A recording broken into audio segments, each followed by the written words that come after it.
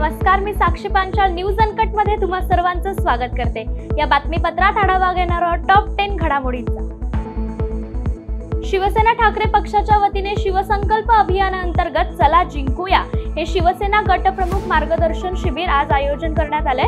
आज पुण्यामध्ये उद्धव बाळासाहेब ठाकरे गटाचे मार्गदर्शन शिबिर पार पडते। या मेळाव्याला प्रामुख्याने स्वतः पक्षप्रमुख उद्धव ठाकरे मार्गदर्शन करणार आहेत। महाराष्ट्रातील बडे नेते सुद्धा या शिबिराला मार्गदर्शन करणार आहेत। आगामी विधानसभा निवडणुकीच्या पार्श्वभूमीवरती आता महाराष्ट्रामध्ये प्रत्येक पक्षाने कंबर कसायला सुरुवात केलेली आहे। आता आपण पुण्यामध्ये आहोत। पुण्यामध्ये तुम्ही बघू शकता की उद्धव बाळासाहेब ठाकरे गटाकडून भव्य दिव्य असं पदाधिकारी मेळाव्यांचं शिबिराचं आयोजन केलेलं आहे। शिवसंकल्प चला जिंकूया या भल्या मोठ्या टॅगलाईन खाली हजारोच्या संख्येने कट्टर शिवसैनिक आपल्याला इथे बघायला भेटतात। आपण त्यांच्याकडून जाणून घेऊया की हे शिवसैनिक कुठून आलेले आहेत, कशा प्रकारे मेळाव्याला उद्धव ठाकरे संबोधित करण्यासाठी ऐकण्यासाठी हे शिवसैनिक आलेले आहेत। काय सांगाल तुम्ही? एक मिनिट, काय सांगाल तुम्ही कुठून आलात? मी पुण्यातून आलेलो। हा, तुम्हाला काय वाटतं या मेळाव्यामध्ये तुम्हाला काय तुम्ही घेऊन जाणार? आम्ही इथनं साहेबांचे विचारांचे सोने घेऊन जाणार आहे आम्ही। आणि साहेबांनी प्रत्येक शिवसैनिकांवर त्यांचं जाणीवपूर्वक लक्ष आहे साहेबांचं, आणि साहेबांचे आता विचार लोक ऐकायला आले यासाठी। आता तुम्ही किती जण आलात?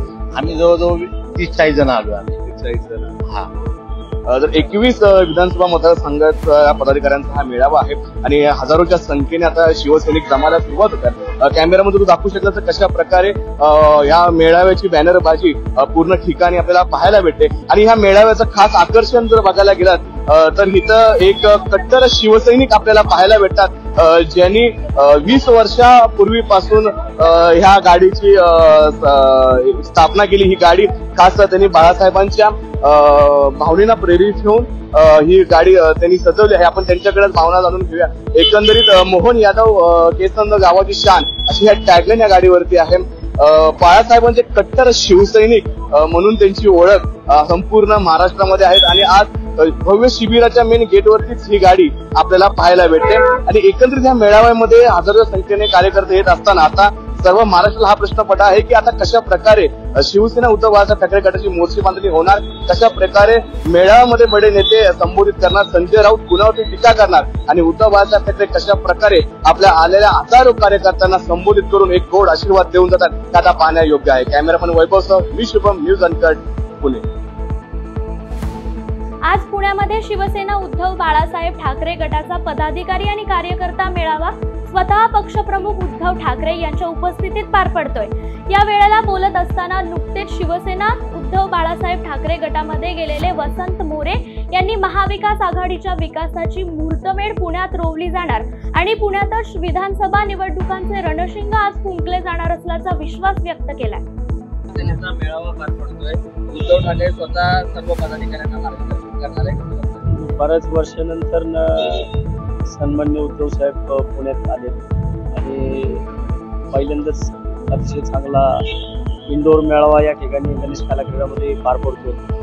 आणि त्यासाठी आज मला वाटतं त्या संपूर्ण महाराष्ट्राचं लक्ष आजच्या या मेळाव्याचं आहे। विशेषतः आम्ही स्वतःला भाग्यवान समजतो की पुण्यातून साहेबांनी सुरुवात केली आणि असं म्हटलं जाते की पुण्याचे पिकतं ते देशात विकतं आणि खऱ्या अर्थानं विकासाची मुहूर्तमेढ आज पुण्यातून रोवली जाईल। छत्रपती शिवाजी महाराजांनी सुद्धा पुणे जिल्ह्यातल्या तोरण्याला तोरण बांधलं होतं आणि आज माननीय उद्धव साहेब सुद्धा पुण्यातून या प्रचाराची थोडक्यात म्हटलं तरी हरकत त्या सुरुवात होती आणि हा पुणेकरांसाठी शिवसैनिकांसाठी अतिशय आनंदाचा क्षण आहे। आता या मेळाव्यामध्ये पुणे जिल्ह्याच्या मतदारसंघामध्ये आगामी निवडणुकीच्या अनुषंगाने काही रणनीती करण्याची शक्यता आहे? आता ते मला पण माहित नाही, थोडा वेळ तुम्हाला जेवढी उत्कंठा आहे तेवढी आम्हाला पण आहे। आता काय बोलतील थोड्या वेळाने कळेल।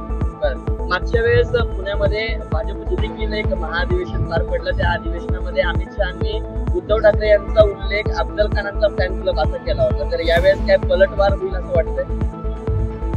परवा दिवशी केलं ना उद्धव साहेबांनी, परवा दिवशी उद्धव साहेबांनी डायरेक्ट फेस टू फेस आव्हान दिलेलं आहे फडणवीस साहेबांना। आणि मला वाटतं की खऱ्या अर्थानं आज पुण्यामध्ये जी सुरुवात होईल ते तुम्हाला येणाऱ्या महिन्याभरामध्ये संपूर्ण महाराष्ट्रामध्ये दिसेल असं मला पण वाटतं। आगामी माझी शिवसैनिकाची भूमिका आहे, शिवसैनिक म्हणून आले। आगामी निवडणुकीमध्ये शिवसेनेकडून आपण काय उमेदवारी मागताय खडक? मी कोणत्याही प्रलोभनामध्ये शिवसेनेमध्ये आलेलो नाही।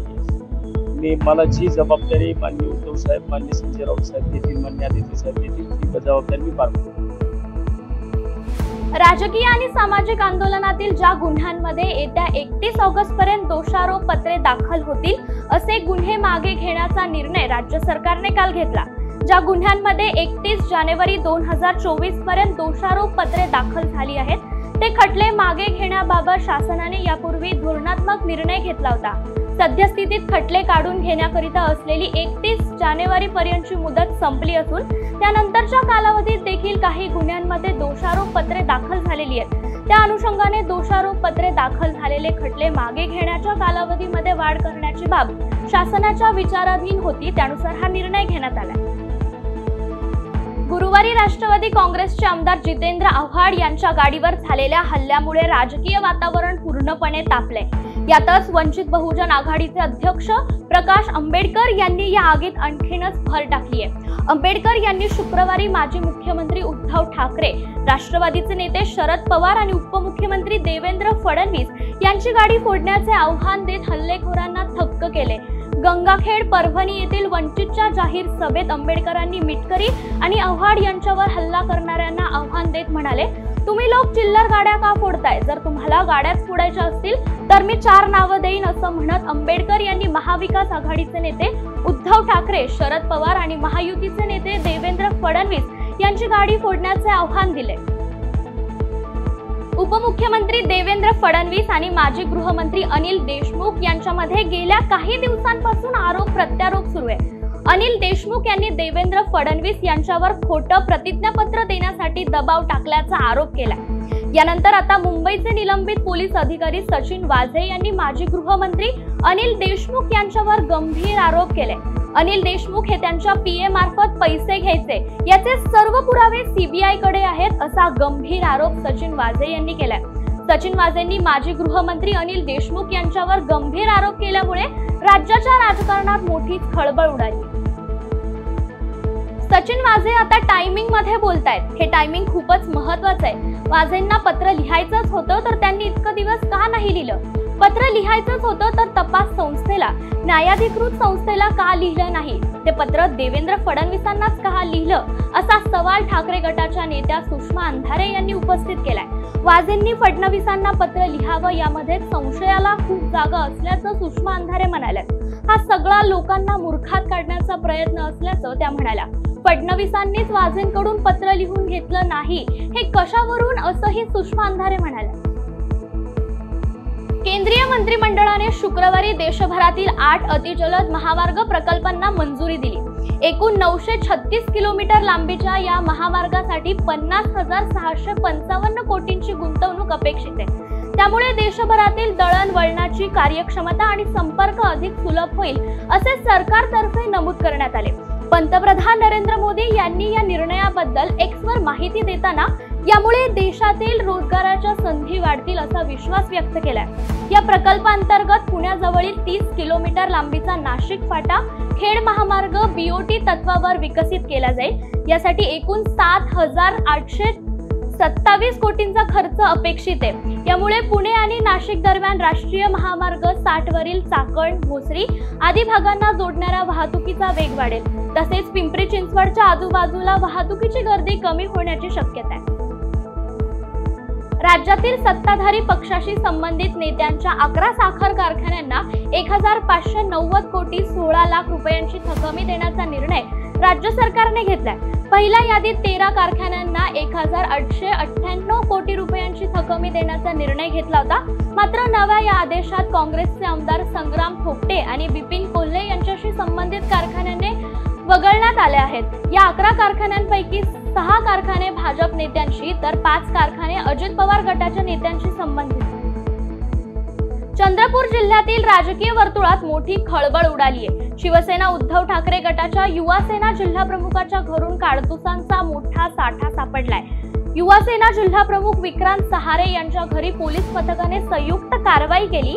या कारवाईत 40 काडतुस, 1 मगझीन, 1 तलवार आणि 1 वाघनख सापडले. या प्रकरणी निलेश पराते आणि अमोल कोलतवार नावाच्या 2 शस्त्र विक्रेत्यांना ताब्यात घेण्यात आले. तसेच सहारेंच्या कुटुंबियांची चौकशी सुरू आहे.